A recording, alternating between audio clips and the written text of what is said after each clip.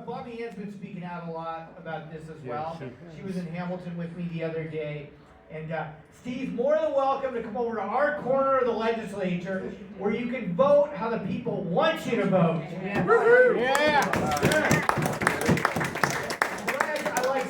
I like Steve. Maybe this approach, right now it seems like you want to dump, you look for a spot where you can get it in, just put it in there. Should it be upside down and ask people who wants our dump? And what could you do for us if you bring it here? Yeah, so, I mean, a couple of thoughts on that. So, as I travel around Ontario, very few communities are going to say, we want a dump. So, I mean, it's an issue everywhere. Very few do, and I understand why.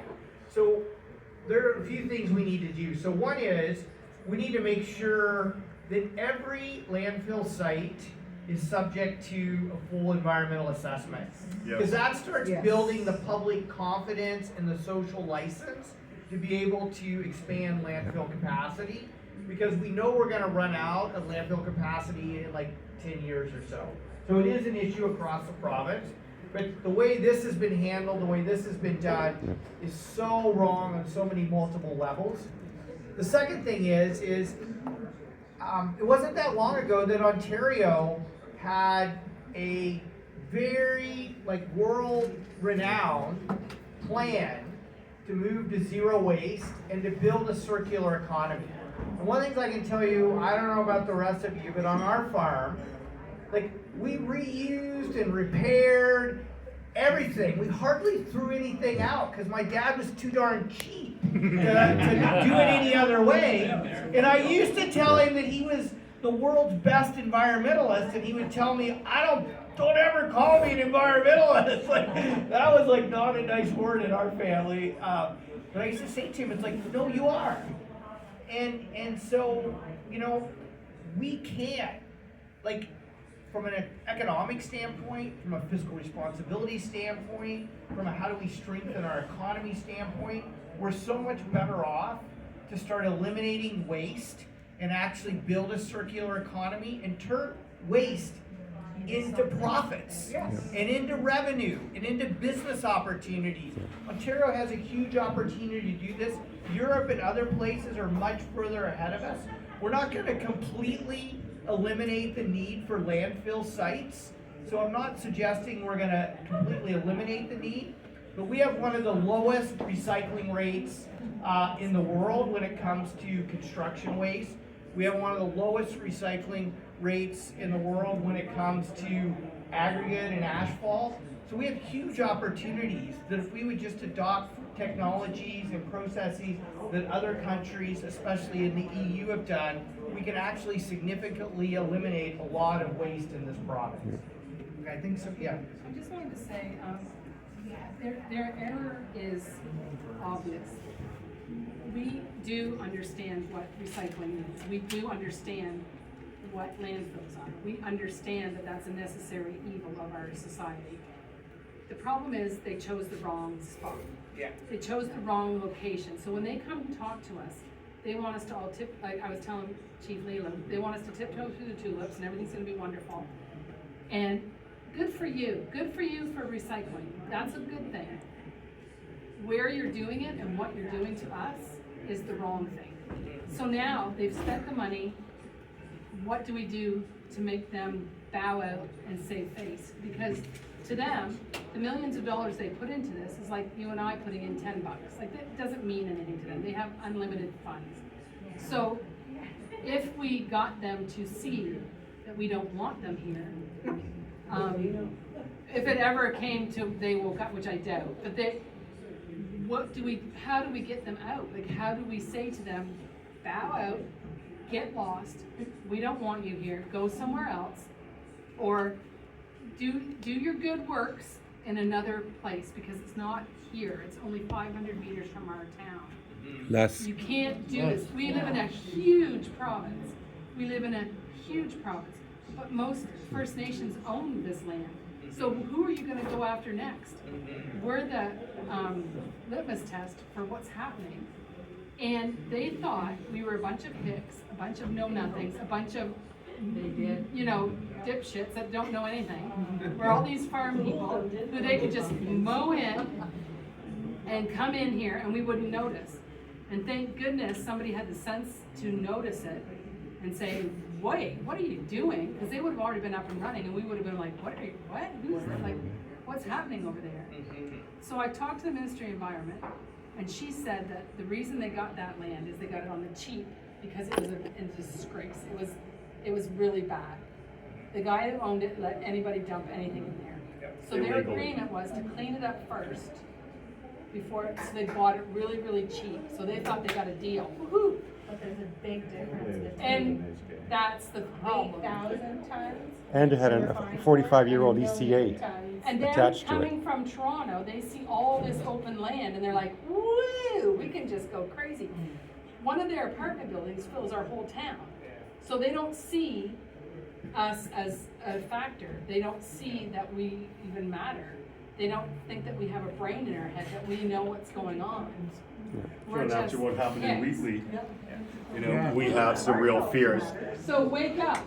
That we're here and we are educated and we are going to fight you. So you need to decide on plan B, where, get the heck out of here, and what are you gonna do? Yeah. Well, I mean, you've sent the message. Like, you've literally sent the message. I think one of the things that this situation has highlighted is how important it is to have good policies in place. And so part of the challenge here is when the Ministry of the Environment initially said, well, you just need a screening EA. You're not gonna have to go through a full EA. And then when the government said, oh, we're gonna now subject you to a full EA after they'd already made investments, that puts the province at legal risk. Yeah. And so to me, this is an example of when some of the other elements of Bill 5, when you start doing things like repealing the Endangered Species Act, backing away from environmental assessments, doing things like creating special economic zones where, you know, where provincial and local laws may or may not apply. That's when you start subjecting communities to the kinds of experiences communities had, and when you put the province at legal risk because businesses then make decisions and the rules change on them. And so we're much better off having clear, transparent, democratic rules, things like a landfill proposal of this magnitude being automatically subject to an environmental assessment. Like, when you have those kinds of rules in place, you mitigate the province's legal risk, and you then create a clear, more transparent pathway of how these projects get approved or not approved, where they're located, where they're not located. And when you, in the absence of those rules, then you have the kind of situation we have in Dresden right now. Yeah. And so that's why, actually it was Drew who said this in Hamilton the other day, that good policy isn't necessarily red tape, because good policy creates the pathway of how you get things properly approved in the right places. Because we're not gonna, like, I can't get up here and say, oh, well, we don't need landfills. Like, that would not be honest with you. Well, And so Okay. we are, with that. and you Yes. agree with that. Yeah. So then, let's have clear, transparent rules of what it takes to have a landfill get approved, and to make sure it's approved in a way that protects our water, our farmland, species at risk, the health and safety of our communities, that has the requirements in place, the constitutional duty to consult First Nations.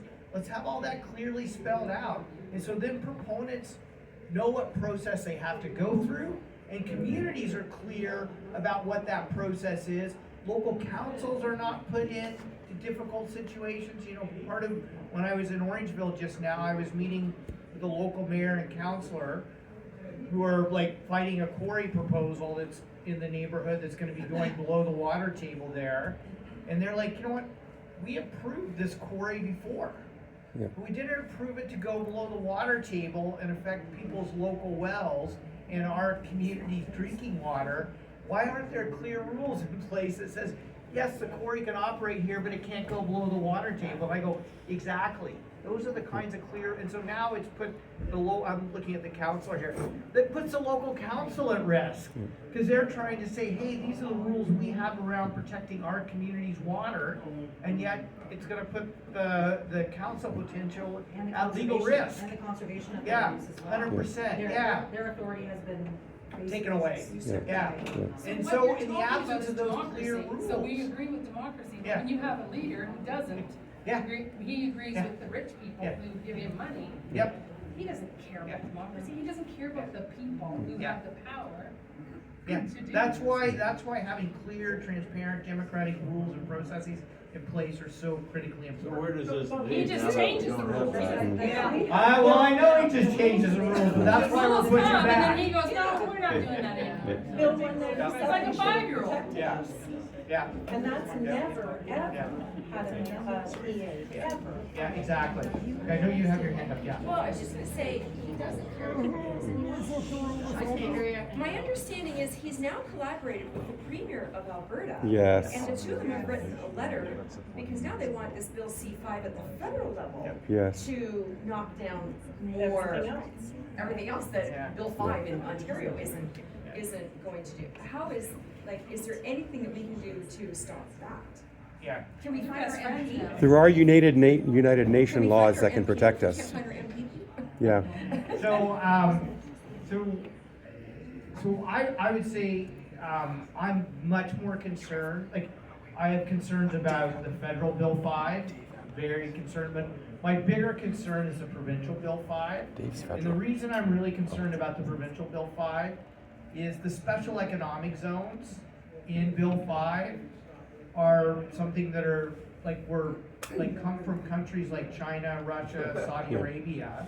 Those are the kinds of countries that have things like special economic zones, because it's just so anti-democratic to give the premier, cabinet, or a minister the ability to determine either what regions of the province or what areas where a company or proponent can either have to follow the rules or not follow the rules. Like, that is an extraordinary concentration of power that we've never seen anywhere in Canada. Like in entire Canadian Yeah. history. Yeah. So what worries me is what happens if they declare the Dresden dump area a special economic zone? Yeah. What happens, they've already talked about declaring the tunnel proposal into the 401 a special economic zone.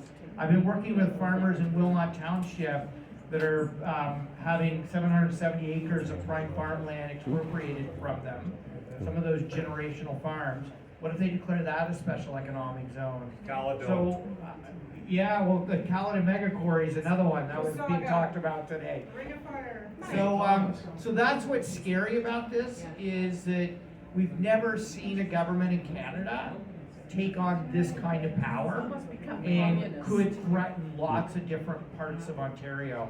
And I think it's one of the reasons the work you're doing to say no to, not having an EA for the Dresden dump is so important. But I would just say why we just need to shelve Bill 5 completely and start over. So some of the marketing talked about you doing a private member's bill for Agriculture. Yes, I have done that, yeah. Is there anything is there any way that can block this from becoming a special economic zone, or is that? It's different. So, my desire to protect farmland predates Bill 5. Just to be clear about that, like, I've been talking about protecting farmland for a long time. And so what my private members bill, co-sponsored with Bobby M. Brady, does is it would create a farmer-led task force to come up with rules about how we would protect farmland in Ontario by creating a food belt. Because we're losing 319 acres of farmland each and every day in Ontario. That's the equivalent of 9 family farms. Yeah, Yeah, exactly. yeah. Yeah. Yeah. Something that needs Well, that's old data, so it's probably actually gone up since then. Yeah. Something that needs- Yeah. So, but, acres, I think. but the most recent data we have is 319 acres of farmland each year. It used to be 175 a day, which I thought was pretty horrible. Now it's at 319, and it's probably, you're probably right, it's probably higher once we have more recent census data. The food farming sector contributes $50 billion to Ontario's economy, employs over 875,000 people. It feeds people. It feeds Yeah. people. Yeah. One in 9 or 10, depending on whose numbers you look at. People in the province of Ontario are employed in food and agriculture, the largest employer in the province. Yeah. And so I think what I find so infuriating right now is when we talk about responding to Trump's ridiculous tariff threats, we talk a lot about the auto sector, and I represent a riding that the largest employer is in the auto sector. Linamar is the largest employer, so I want to protect the auto sector. But I'm sick and tired of the government not talking about how do we defend the farming, the agricultural sector, which is the largest employer in the province, contributes the most money to our GDP in the asset base of all that wealth, jobs, and prosperity is our farmland. So how do we ensure the profitability of our farmers and protect that farmland? So that's what my bill is for. Trevor Jones. Trevor Jones. Yeah. Who voted yes for Bill 5? Right. That's right. Correct? That's right. Here. So So- where The that minister bill, that's in trouble there in that area as well. so He's when not- that bill connects to Bill 5, is that if we can have protection for farmland in place, then it would hopefully create a situation where you wouldn't have farmland declared as a special economic zone. So that's where I think it relates to the debate now. But the effort to protect farmland far predates Bill 5. Yeah. Something that needs to be brought up to Doug Ford is this is not an expansion of an existing dump. This existing dump was 45 Well, years it's a long old. time ago. You know, the Yeah. people of Dresden understand that we do need landfills. However, this landfill is not the right location. It's too close to the Molly's Creek and the Sydenham River, as well as to this town. He's got to understand that because it's just not a factor that, And the natural gas sitting and the under natural there, that's gas already sitting under there. Yeah. You know, It's explosive. And when- we're all afraid we're another Wheatley. yeah, when we waiting tried to happen. when we tried to get him to come in last year from Wallaceburg here, and he didn't show up because of the weather and the too much fog. Our MPP doesn't help us at all. He's just a person that we voted for and now has a raise that is not helping us at all. So it's just I don't understand what's happening. This community is realizing they need to change how they vote in order to get the things that matter to them. There you go. I'm gonna take that as a comment and, go ahead. I would like to address the traffic, is probably one of my major concerns. I've got a granddaughter that's gonna, 5-year-old, getting on a bus. You know, I'm thinking, we're gonna have 700 trucks? You know what that looks like? I know. Yeah. Even the trucks we see now, we see too many on our, Yeah. you know, our road. Yeah. My brother's a farmer just up Yeah. the road. He says he can hardly get out in the road now with his Yeah. equipment, and the trucks are blowing their horns on him. He says, I can't even imagine what this is gonna be like. That's going to shake the foundation of our It's- historic it's- buildings. We're too far off the 402, 401. It's just so unreasonable. The location, again, about location, but the traffic is just going to be And not our garbage. astronomical.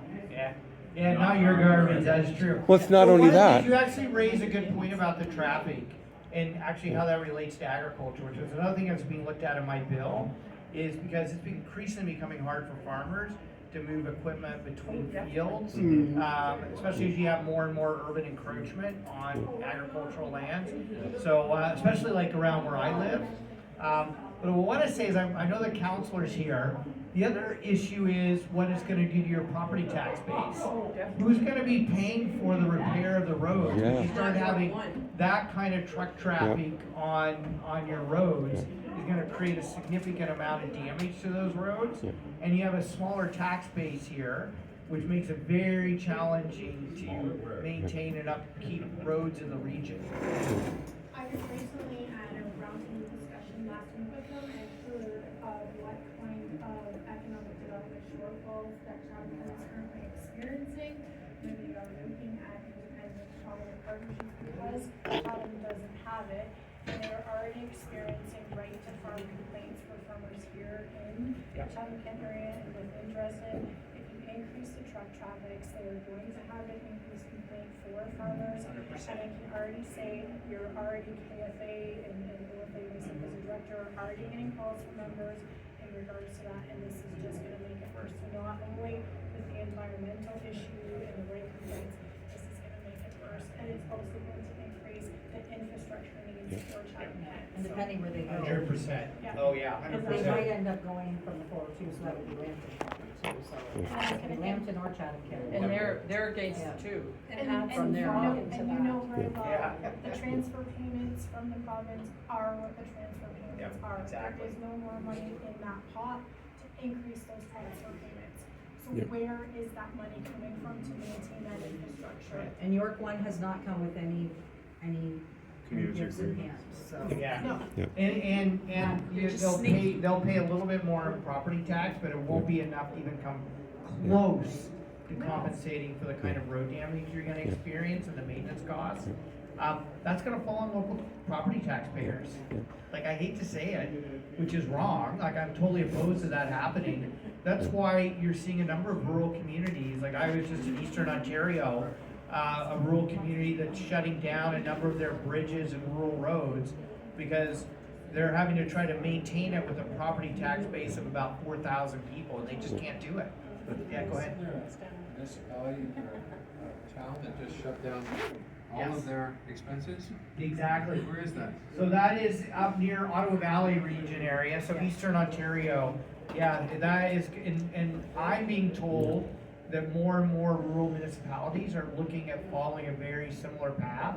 And it's because you just, think about it, you just don't, like, the property tax base was never designed to fund the kinds of things that the provincial government is downloading onto municipalities.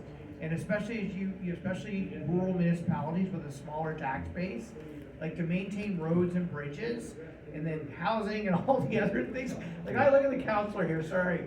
You have one, like, I tell people all the time, rural counselors have the toughest political jobs in Ontario right now. You don't get paid, you get paid like next to nothing. You get like this little honorarium. It's turning into a full-time job, and the municipality doesn't have the fiscal capacity to do what it needs to do. And then the residents start complaining, rightfully so. But I always tell them, like, don't direct your complaint to the local counselors, direct it to the province, because the problem is being driven by the provincial government. Yeah, 100%. We have a single tier municipality Yeah. here, they do get paid. I don't see our council living in mansions, like they're not taking the money and living in mansions with There you their go. servants. Sorry, I don't wanna pick on You the didn't come local with your chauffeur counselors. today, did you? Oh, that's your boy. You call him boy? And I've discussed some of the issues going on in rural Ontario. We talk a lot about moving garbage back to where it originated. 100%. Why are we not looking at other options? We look at Europe, they incinerate. Why is that not an option in Canada? Why can't we leave the garbage where it is? Don't put the trucks on the road, don't put all the carbon gases out in the air, because we talk so much about creating a better environment. Is this not a much better solution than anything we're currently doing? Yeah. And especially if it's done properly. So some of the older incineration technology created a lot of localized air pollution and ash that contributed to landfill. But some of the new technology, like I've been meeting with some of my green colleagues, I'd be part of them for a second, in Sweden and Switzerland, where the newest, latest energy to waste technology has very high environmental standards.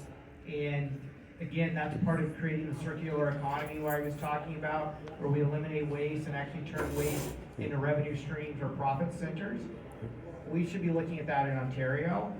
Why we're just looking at landfill capacity, like, to me, it's so short-sighted. And I'm saying that, acknowledging that we do need landfill capacity. So I'm not saying we're gonna eliminate landfill capacity. There's so many other ways we can look at reducing waste, using waste better. We have a lot of options we're not exploring, because in many respects, like, this is the quickest, easiest, thoughtless approach. We're being lied to by York One, Whitefield Stones, and the government.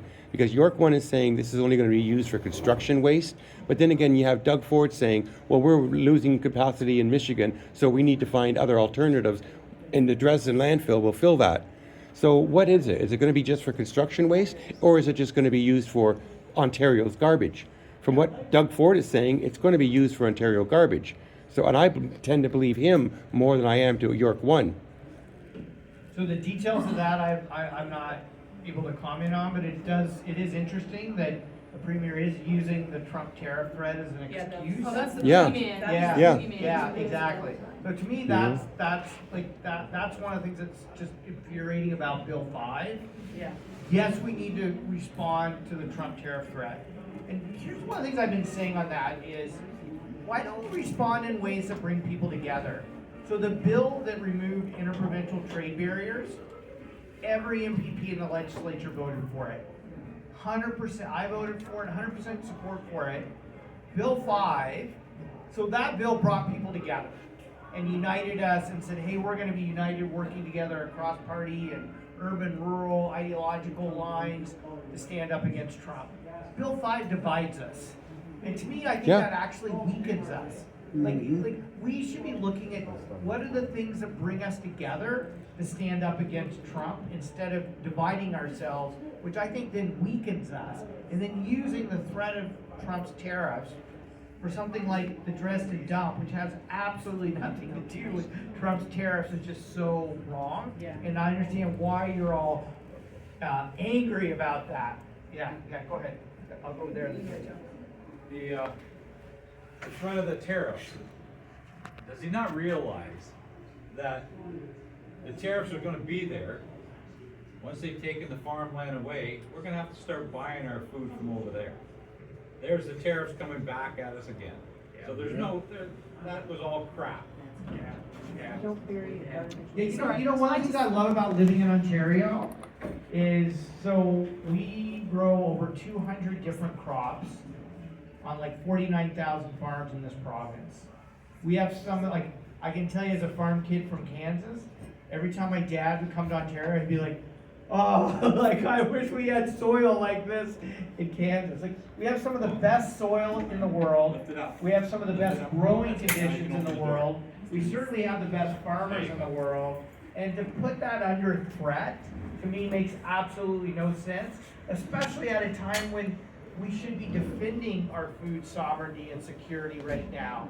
Not when it is under threat from Trump. I mean, you know, think about when the pandemic was happening and they shut down PPE exports to Canada. So our grocery stores in Ontario generally have about 3 days worth of food. So if the border shut down, we'd be in real trouble. And so I look at, we can grow almost anything in Ontario. I mean, not bananas and stuff, but we can grow most things in Ontario. Grow them too. We grow them too with the greenhouses, exactly. Greenhouses. 100%. So we have the capacity now to feed ourselves year round if we support our food farming sector.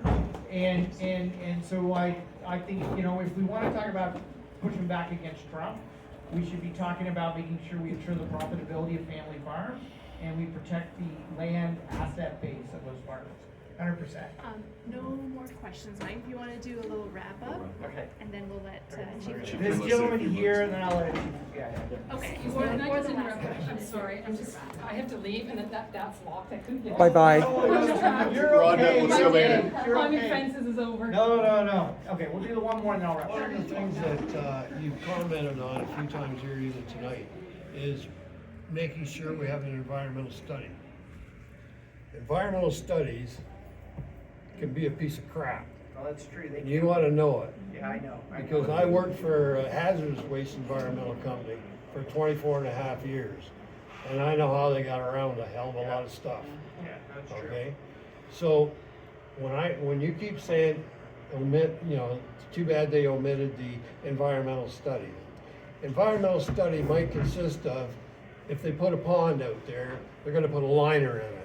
Oh, thank you for putting a liner in. One piece of steel drops into that damn liner and you got a hole in A it, rupture. which is leaking into Molly's Creek. Yep. Which comes into the Sydenham River. I've seen it, Yep, no, you're and right. that's crap. Yeah, you're Okay, right. so to think, oh, let's do an environmental study.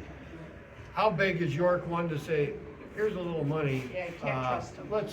Let's get past this environmental study. We agree to do it, but we'll do a modest assessment. And government says, oh, you did an environmental study, stamp, here you go, keep on going. The environmental study, to me, doesn't have a damn thing to do with a lot of what we're talking about. We're talking about the protection of this town. We're talking about the air quality. They said to me at one of their meetings down there, oh, we're gonna have a crusher. We're gonna crush all this concrete. We're gonna crush all the lumber and put it into pellets and so on like that. Where are you doing this? Oh, we're gonna build a building. We're gonna do it all inside. Where the Sam hell do you think that dust is going? It's going up through the attic, outside, blowed down. We get a north wind, we're all exposed to that. Absolutely.